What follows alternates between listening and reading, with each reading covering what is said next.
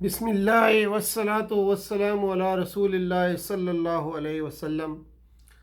سورہ اعراف آیات 137 سے 147 لیے دورہ قرآن کے اس پروگرام میں حاضر خدمت ہیں۔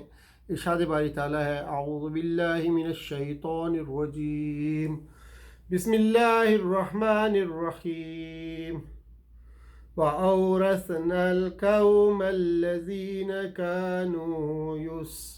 كانوا يستضعفون مشارق الأرض ومغاربها التي باركنا فيها وتمت كلمة ربك الحسنى على بني إسرائيل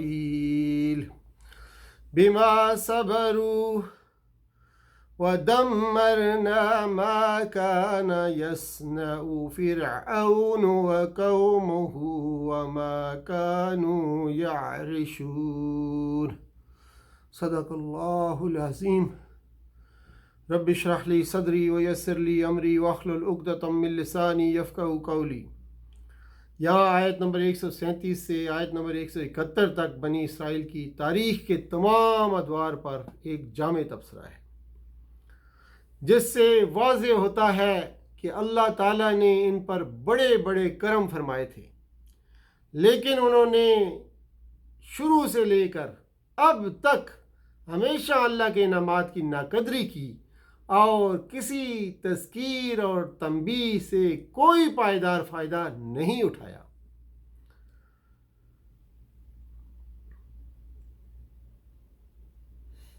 اور اسنا ایک لفظ استعمال ہوا ہے جس کے معنی ہے ہم نے وارث بنا دیا۔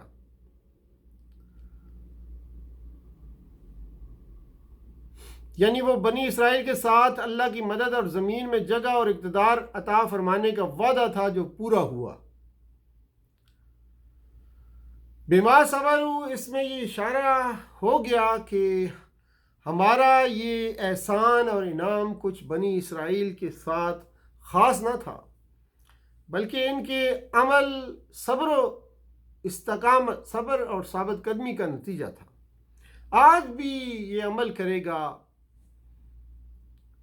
کہ فضائے بدر پیدا کر فرشتے تیری نصرت کو اتر سکتے ہیں گردوں سے، قطار اندر قطار۔ اب بھی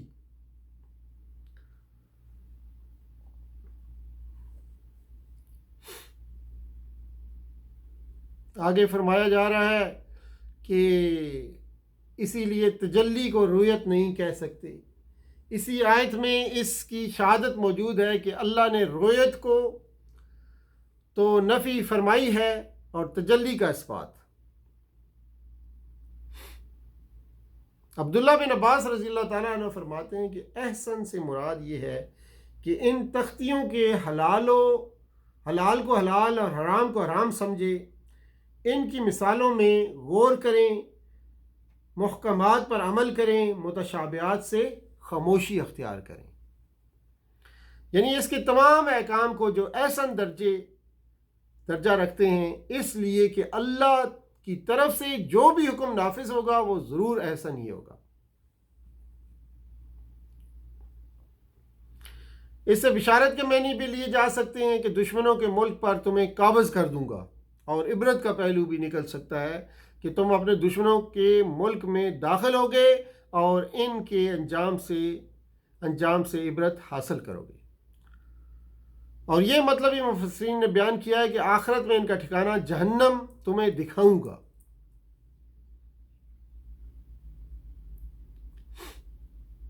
چنانچہ فرمایا،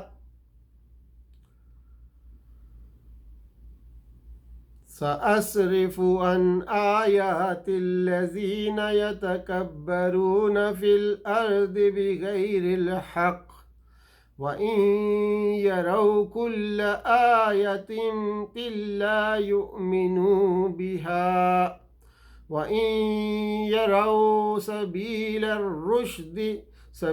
الرُّشْدِ لَا يَتَّخِذُوهُ سَبِيلًا وَإِن يَرَوْا سَبِيلَ الْغَيِّ يَتَّخِذُوهُ سَبِيلًا ذلك بأنهم كذبوا بآياتنا وكانوا عنها غافلين والذين كذبوا بآياتنا ولقاء الآخرة حبطت آمالهم هل يجزون إلا ما كانوا يعملون صدق اللہ العظیم وآخر دعوانا ان الحمد للہ رب العالمین وصلی اللہ تعالی علی خیر خلقہ محمد وعلی آلہ واصحابہ اجمعین برحمتک یا ارحم الراحمین۔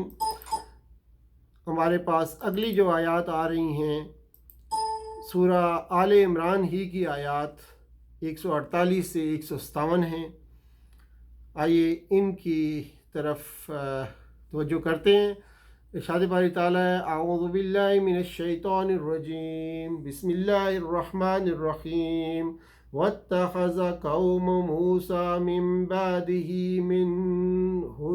من حلیہم عجلا جسدا لہ خوار أَلَمْ يَرَوْا أَنَّهُ لَا يُكَلِّمُهُمْ وَلَا يَهْدِيهِمْ سَبِيلًا اتَّخَذُوهُ وَكَانُوا ظَالِمِينَ۔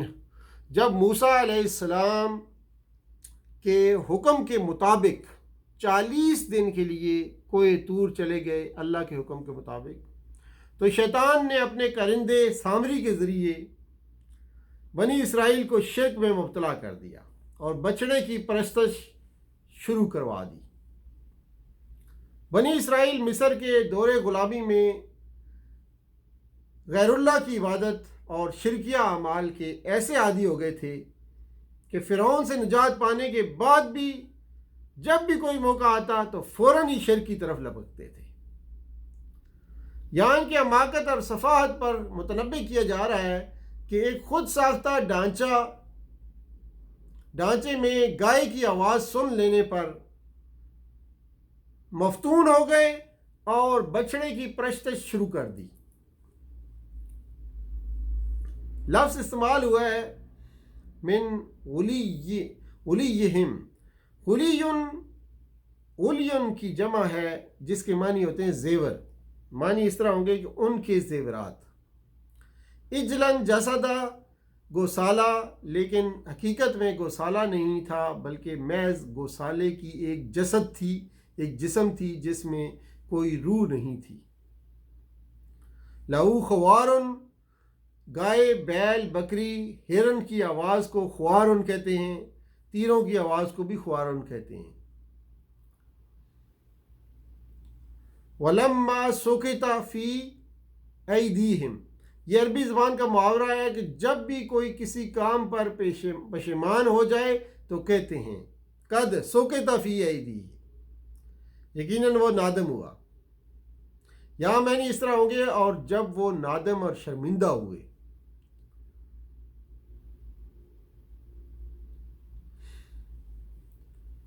قال ابن اس نے کہا اے میری ماں کے بیٹے، گو حضرت ہارون علیہ السلام حضرت موسیٰ علیہ السلام کے حقیقی بھائی تھے، مگر ماں کی طرف نسبت کرنے سے ان کو نرمی اور شفقت پر آمادہ کرنا تھا۔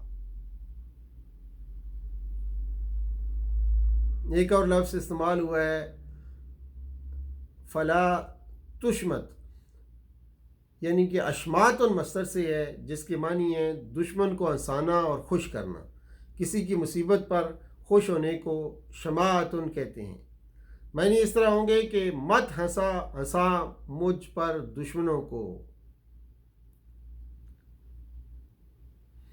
چونکہ سکوت سکون ہی کی ایک قسم ہے، اس لیے سکوت یہاں سکون کے معنی کے لیے استعمال ہوا ہے۔ معنی اس طرح ہوں گے اور جب موسیٰ علیہ السلام کا غصہ ٹھنڈا ہوا۔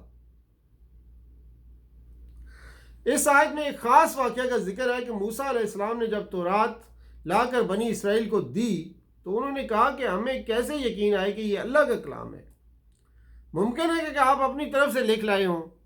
موسیٰ علیہ السلام کی دعا کے نتیجے میں اللہ کے حکم پر ان پر 70 آدمیوں کا انتخاب کیا اور کوہ طور لے گئے۔ وہاں انہوں نے اپنے کانوں سے اللہ کا کلام سن لیا، مگر جب یہ حجت پوری ہو گئی تو کہنے لگے ہمیں کیا معلوم کہ یہ اللہ کی آواز تھی، ہم تو جب ہی یقین کریں گے جب کھلم کھلا اللہ کو دیکھ لیں گے۔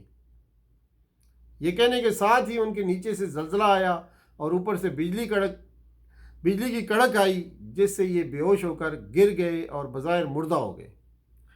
مفسرین نے ایک اور سبب بھی ذکر کیا ہے کہ چونکہ موسیٰ علیہ السلام کے طور جانے کے بعد بنی اسرائیل نے گوسالے کی پرستش کی تھی، اس لیے اللہ تعالیٰ کے حکم کے مطابق ان کی یہ طلبی اس غرض کے لیے ہوئی کہ قوم کے 70 نمائندوں کو کوئی سینہ پر حاضر ہو کر اپنی قوم کی طرف سے اس جرم کی معافی مانگیں اور ازسر نو اطاعت کا عہد استوار کریں۔ راجع بات یہی ہے کہ یہ میقات اس میقات کے علاوہ ہے جو حضرت موسیٰ علیہ السلام کو توریت عطا فرمانے کے لیے مقرر ہوا تھا۔ اسی طرح یہ پیشی کا واقعہ بھی گوسالہ پرستی کے بعد پیش آیا۔ حضرت ابن عباس فرماتے ہیں کہ تمہارے نبی صلی اللہ علیہ وسلم امی تھے جو خود لکھنا اور دوسروں کے لکھے کو پڑھنا نہیں جانتے تھے۔ امی کی طرف منسوب ہے اور ماں کو کہتے ہیں، یعنی یہ شخص اس حال پر ہے جس پر اس کی ماں نے اسے پیدا کیا۔